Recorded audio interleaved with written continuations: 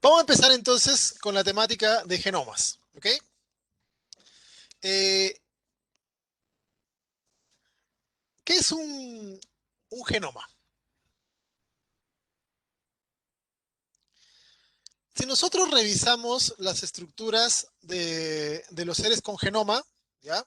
Y aquí incluimos a los virus que no se consideran vivos, pero tienen genomas, vamos a encontrar de que estas estructuras tienen una escasa complejidad estructural y funcionalmente son menos complejos todavía porque casi ni cumplen las funciones que uno considera de la vida, por eso que no se los considera seres vivos. Y, y hay virus tan pequeños que con unas 5 proteínas es más que suficiente, ¿ya? Eh, Unas proteínas de cápside, algunas de asociación, una replicasa de alguna forma y listo, ¿ya? Algunos son más complejos, tienen ya más proteínas, etcétera, pero en general, pero en general estos elementos no necesitan genomas grandes, no necesitan cadenas largas de ácido nucleico para, para poder construir lo que necesitan para reproducirse. ¿Ok? Y de hecho, los genomas pueden ser tan cortos que incluso aguantan ser genomas de RNA. ¿Ya?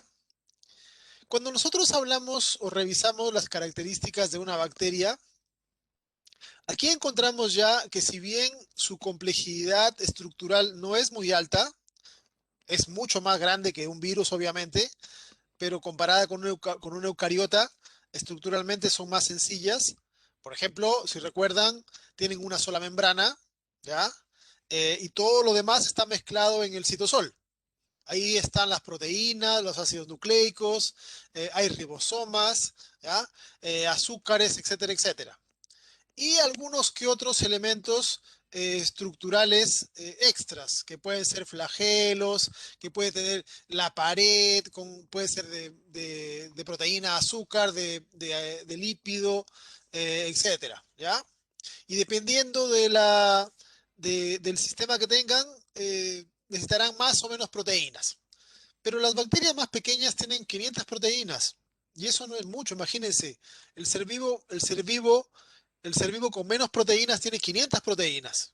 ¿Ya? Eso es un poquito nada más de proteínas. O sea, no me refiero a que tenga 500 proteínas en total, 500 tipos de proteína. ¿Ya? Sin embargo, desde el punto de vista funcional, son muy complejos, porque hacen casi todos los procesos que hace una eucariota. Eh, Desde el punto de vista bioquímico, fisiológico, etcétera, tienen una complejidad altísima. Funcionalmente tienen que cumplir todos los roles de un ser vivo. Eh, Reaccionar en el medio, ser ordenados, reproducirse, etcétera, etcétera. ¿Ok? Entonces, mientras en ese sentido su complejidad ha aumentado ligeramente, la cantidad de su genoma ha aumentado más todavía. Y ya si revisamos una eucariota, aquí nos encontramos que son elementos de alta complejidad, tanto estructural como funcionalmente. ¿Ok? Y las cantidades de proteínas necesarias para mantenerlos se hacen mayores. ¿Ok? Una levadura, que es un eucariota relativamente sencillo, ya tiene más de 6.000 proteínas. ¿Ok? Si las comparamos con las 5 proteínas del virus más pequeño o con las 50 de la bacteria más simple, aquí tenemos una cantidad muchísimo más elevada de elementos derivados del genoma. En los humanos encontramos más de 100.000 y en la mayoría de los eucariotas superiores encontramos del orden de los 80.000 a los 200.000 proteínas diferentes. ¿Okay? Ahora, en los eucariotas además se complejiza el tema por el hecho de que son multicelulares, ¿ya? Por lo menos la mayoría de ellos. Y por ende, vamos a encontrar de que diferentes células con estructuras y funciones y capacidades diferentes utilizan o comparten el mismo genoma. ¿Ok? Y esto viene a ser algo que es fascinante, porque ¿cómo sabe la neurona que tienen que tomar una forma alargada, que tienen que conectarse eh, con otras células, que tienen que generar neurotransmisores. ¿Y cómo sabe la neurona? Sabe, entre comillas, que no tiene que producir, por ejemplo, los elementos para la contracción muscular, que no tiene que producir eh, elementos glandulares, por ejemplo, ¿ya? O que no tiene que producir eh, queratina, que es típica de epitelio, ¿ok? Si en su genoma existe la capacidad para hacer todo eso, ¿ya?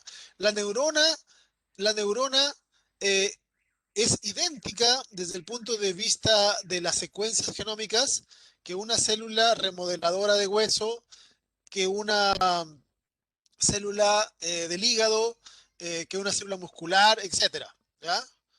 Ahí el espermio está de más en la fotografía, porque el espermio, como saben, tiene un genoma diferente, mezclado y todo, pero igual se veía bonita la foto. El punto es que eh, todas estas células del cuerpo comparten la estructura genómica, tienen los mismos genes, y la diferencia que convierte a cada una de ellas en una estructura con una función eh, diferente es el uso que le dan a ese genoma. ¿Ok?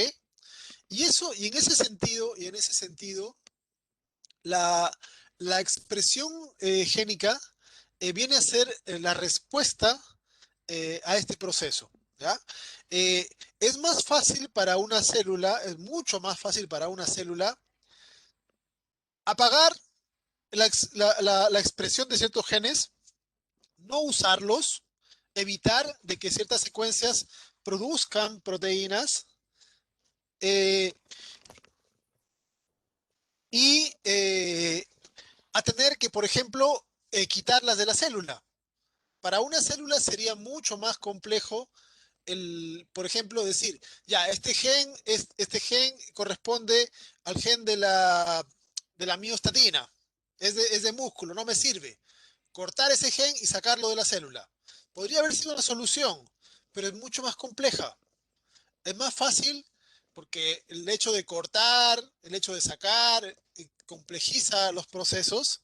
Es mucho más fácil agarrar y pegarle ahí algo, una proteína, que impida que esa zona se exprese. Y de esa forma se va a regular el uso que se le da a este genoma. ¿Ya?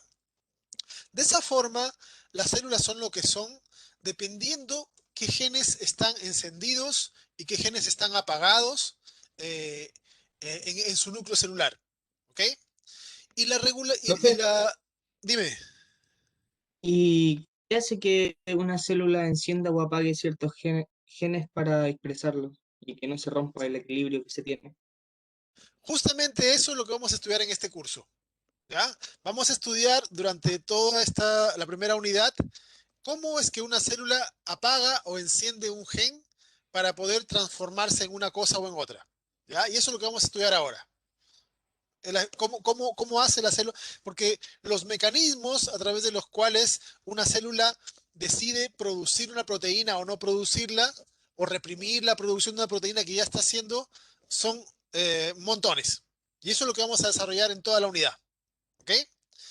Además, hay que considerar que la regulación no solamente tiene que ver por tejido, ¿ok? Porque, claro, uno entiende, la neurona tiene que ser diferente al hígado en los genes que exprese.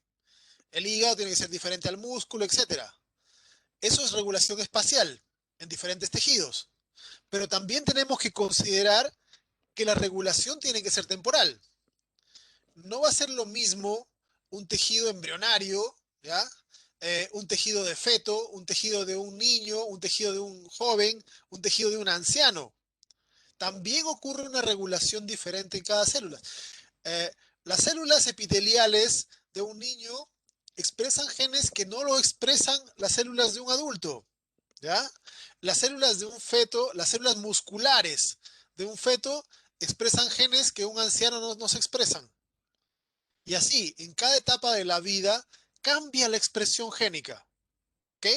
Hay etapas en donde cambia más. Y por eso que tenemos zonas en donde existen elementos que se conocen como secciones de crecimiento, ¿ya? El crecimiento del embrión, por ejemplo, es una etapa rápida de cambios, ¿ya? Durante la etapa fetal hay etapas más lentas y más rápidas. Durante la etapa de la niñez, el cambio, que es la maduración sexual también, y también, por ejemplo, en el caso de las mujeres, al apagarse la capacidad de tener descendencia, también hay cambios importantes que tienen que ver con cambios en lo que es la menopausia, ¿ya? En la expresión de genes, ¿ya? En los hombres también se da, pero no es tan marcada la edad y se da de formas diferentes, es mucho más variado. Somos más dispersos los varones parece. Pero en fin, todo esto, todas estas formas de regular en diferentes tejidos y en diferentes épocas, eh, tiene que estar coordinada, ¿ok? No puede ser de que el hígado esté expresando ciertos genes que corresponden a una edad eh, y el músculo esté expresando genes de otra edad, ¿ok? Tiene que estar regulado. No puede ser que un tejido esté creciendo a expensas de otro, ¿ok? Que se dan, a veces que se generan enfermedades. Pero en términos generales, en un desarrollo normal, todo esto tiene que ser coordinado, ¿ok? Y allí entramos a revisar qué hay en el genoma, qué es el genoma y cómo es que un organismo es capaz de utilizar de manera diferenciada lo que contiene en su genoma para poder construirse, ¿ok? En términos generales, vamos a definir al genoma como el contenido total de ADN de una célula, ¿ya? Eh, Aquí vamos a hacer algunas aclaraciones, ¿ok? Porque hay algunos términos que son usados de manera eh, común eh, y a veces incluso en los libros pueden utilizarse de esa forma, ¿ya? En rigor, desde el punto de vista biológico, genoma es todo el ADN que contiene una célula. Es decir, en el caso de los humanos, el ADN que está en el núcleo, el ADN de la mitocondria. En el caso de las plantas o cualquier otra cosa que tenga plastidios, el ADN del núcleo, el ADN de la mitocondria, el ADN del plastidio. ¿Ya? Y si tiene algún otro organelo con plastidio, con ADN, también se considerará. Y todo es el genoma. Todo es el genoma. ¿Ya? Pero en rigor, o sea, de una forma más coloquial,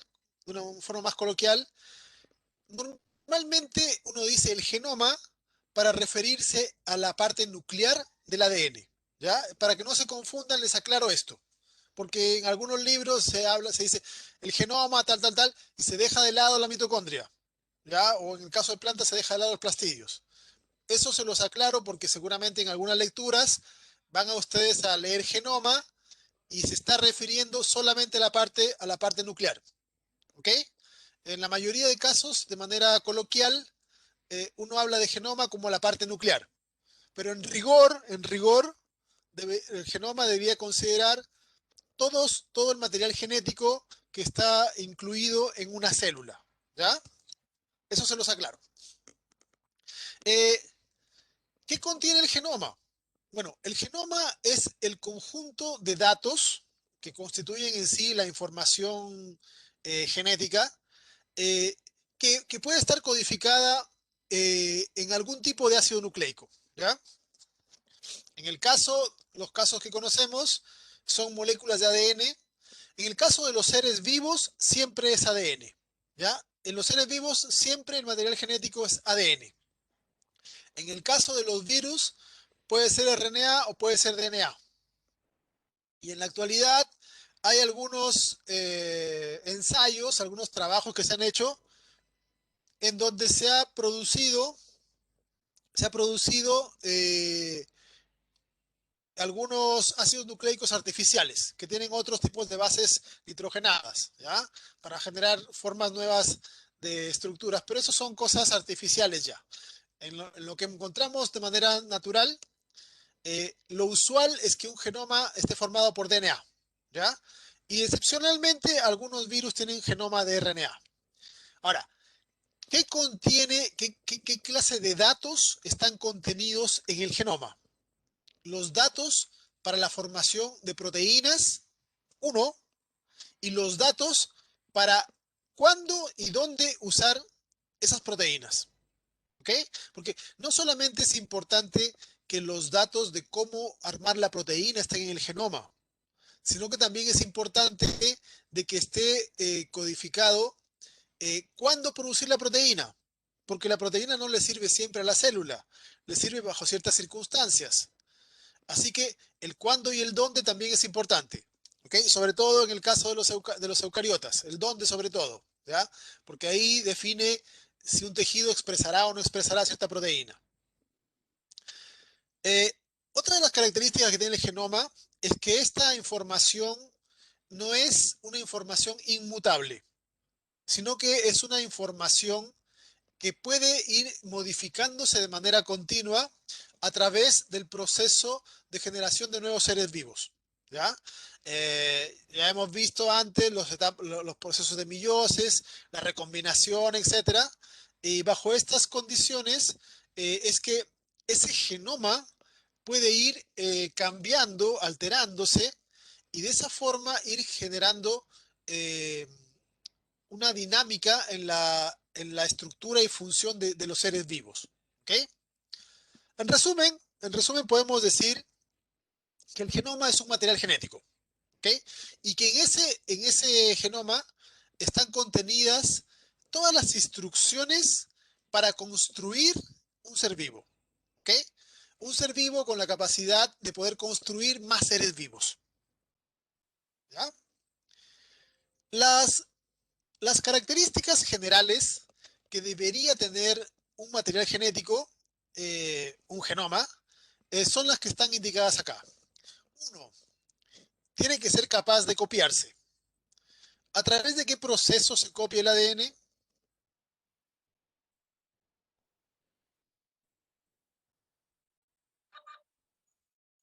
Replicación. A través de la replicación. Ese es el fenómeno a través del cual un ADN se puede copiar. O en el caso de los virus, un RNA, replicación de RNA. ¿Ya? Ese es el fenómeno. El ADN cumple con esta condición.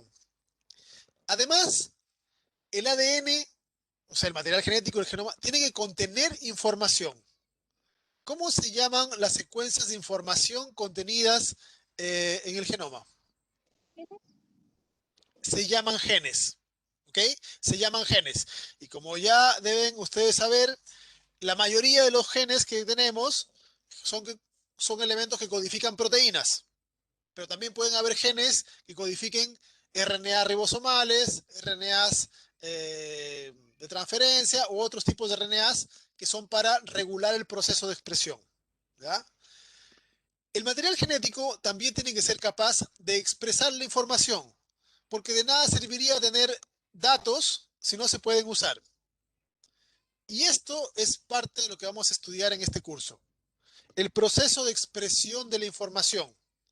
Transcripción, que es la síntesis de RNA, traducción, que es la transformación de RNA el uso de RNA para generar proteínas. ¿Ya? Y además, el genoma tiene que tener la capacidad de modificarse. ¿A través de qué mecanismo se modifica el material genético?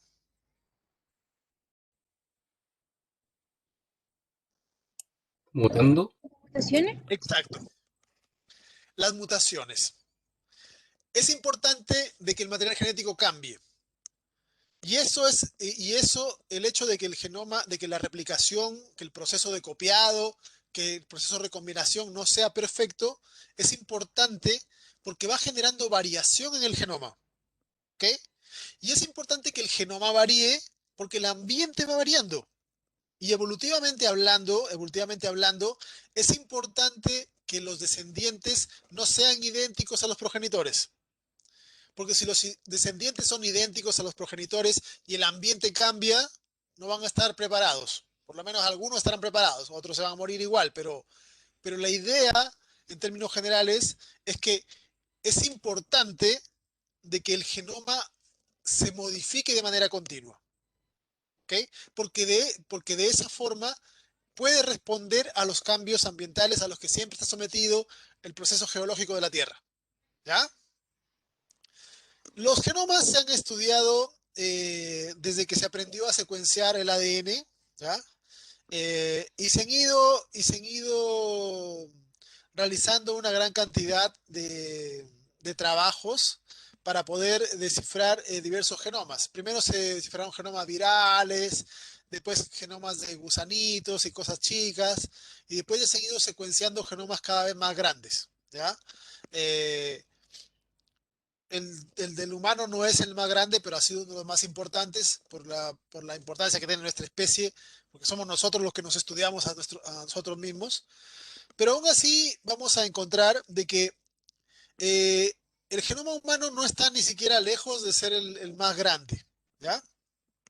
Y de hecho, cuando se analizan los genomas, se han encontrado algunas cosas que tienen una aparente incongruencia porque parecen no tener una respuesta o no correlacionarse con lo que uno puede esperar de la complejidad de un ser vivo. Cuando empecé la presentación, yo les mostraba de que los virus son elementos que tienen genomas pequeños y son elementos de baja complejidad, tanto estructural como funcional. Las bacterias son un poquito más complejas y tienen mayor cantidad de genoma, y los eucariotas son más complejos todavía y tienen mayor cantidad de genoma. ¿Ok? Y esa correlación general que podemos hacer entre grupos grandes, por ejemplo, virus, bacterias, eucariotas, que a ese nivel sí se da, ¿ya? Cuando se analizan los eucariotas particularmente, ¿ya? Los eucariotas particularmente, no hay una correlación directa entre la cantidad de ADN, entre la cantidad de genoma de un ser vivo y su aparente complejidad. ¿Ok? Eh, de hecho, como pueden ustedes apreciar en la gráfica, eh, los genomas de los mamíferos, pueden ver acá, están del orden de miles de millones. En el caso de los humanos, son como 3.000 millones de pares de bases. ¿Ya? Los ratones tienen más genoma que nosotros, también más proteínas que nosotros incluso. ¿Ya? Eh, pero, por ejemplo, encontramos algunas ranas que tienen 10 veces menos genoma que nosotros y otras que tienen 15 veces más genoma que nosotros, siendo que entre ellas no hay mucha diferencia estructural y funcional. ¿Ya? Entonces, aquí se nos genera una paradoja, lo que se ha llamado la paradoja del valor C. El valor C se refiere a la cantidad de ADN haploide. ¿Ok? Entonces, ¿cómo, cómo poder entender? Porque de partida, de principio, hace sentido lo que al principio les mostraba. Si yo tengo poco ADN, soy poco complejo. Si tengo mucho ADN, seré más complejo. Y eso, en términos generales, se cumplía si analizábamos así de una mirada superficial a los grandes grupos. Pero analizando elementos puntuales, vamos a encontrar, por ejemplo, un insecto. Hay insectos que tienen menos ADN que los humanos, más ADN que los humanos. ¿Ya? Eh, Moluscos, en las plantas también hay una enorme variabilidad. ¿Ok? Entonces, aquí no hay una correlación. En el caso de lo que son bacterias, lo que son bacterias y virus, sí hay correlación. Mientras más grande es el genoma, más compleja es la bacteria o el virus. ¿Ya? Pero en los eucariotas no existe este grado de complejidad eh, que sí encontramos eh, Profesor, en bacterias. Dime. ¿la cantidad de N entonces influye en el tamaño del genoma? La cantidad de ADN es el tamaño del genoma. ¿Ya? El genoma incluye todas las secuencias de ADN, tanto la parte de genes como la parte que no comprende genes. ¿Ya? Y eso es lo que vamos a explicar después para que haga sentido de por qué razón tener más ADN no significa necesariamente ser más complejo. ¿Ya?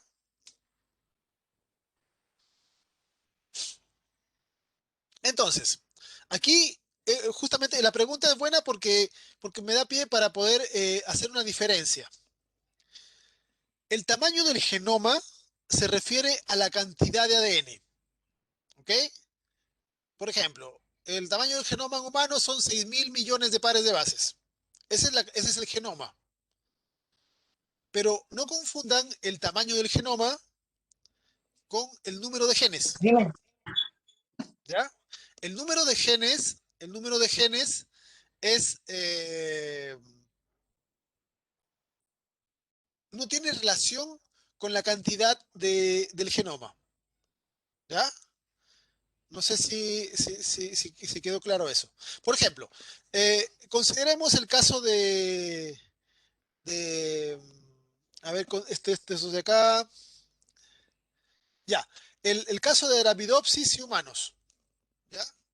El, la, esta plantita, esta plantita tiene menor cantidad de ADN que los humanos, pero tiene más genes. ¿Ok? Porque, porque en general en el genoma no todo es genes. Y de hecho, no sé si se acuerdan, en alguna clase anterior puedo haberles dicho que de nuestro ADN apenas el 5% codifica para proteínas. ¿Ok? Entonces, cada especie tiene diferente número de genes y diferente porcentaje de, de genes con respecto a su genoma. ¿Ya? En el caso de los humanos, la mayor parte de nuestro genoma es no codificante. ¿Ok? El gen viene a ser un elemento que sirve para producir algo. ¿Ya? O una proteína o un RNA que funcione de algún tipo. Ese es un gen. Pero en el genoma vamos a encontrar, y eso lo voy a mostrar en otra diapo más adelante, un montón de cosas que no son genes. Tenemos pseudogenes, tenemos secuencias repetitivas, eh, etcétera. Los genes sí o sí se van a expresar. Ahora, puede que no se expresen en todos los tejidos, pero si se expresa en algún tejido, si en algún tejido produce una proteína o si en algún tejido produce un RNA, ya es un gen. Si en ninguna parte produce nada, no es un gen. ¿Ya? La relación que quiero que analicen es que el tamaño del genoma, ¿ya? El tamaño del genoma eh, no tiene que ver directamente con el número de genes. Imagínense esto, por poner un ejemplo. Imagínense dos especies, ¿ya? Las dos especies tienen cada una 1.000 millones de pares de bases en su genoma. O sea, la cantidad de ADN que tienen cada una en su núcleo son iguales. Pero una tiene 15.000 genes y la otra tiene 25.000 genes. ¿Ok?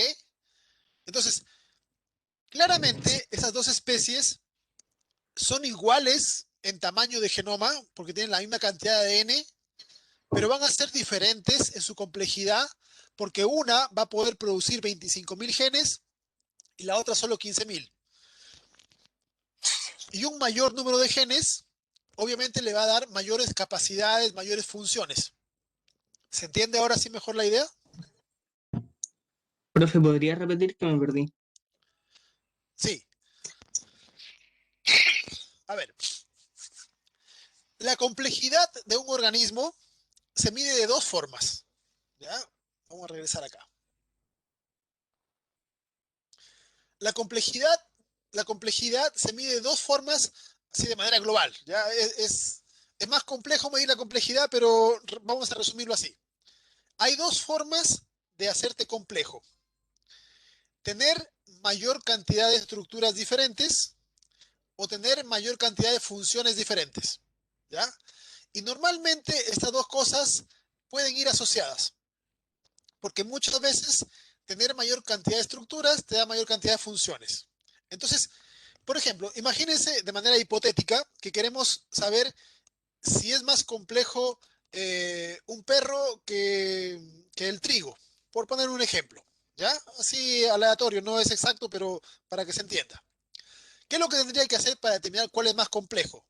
Tendría que medir cuántos tipos de estructuras diferentes hay en cada uno. Y después medir cuántos tipos de funciones diferentes hay en cada uno.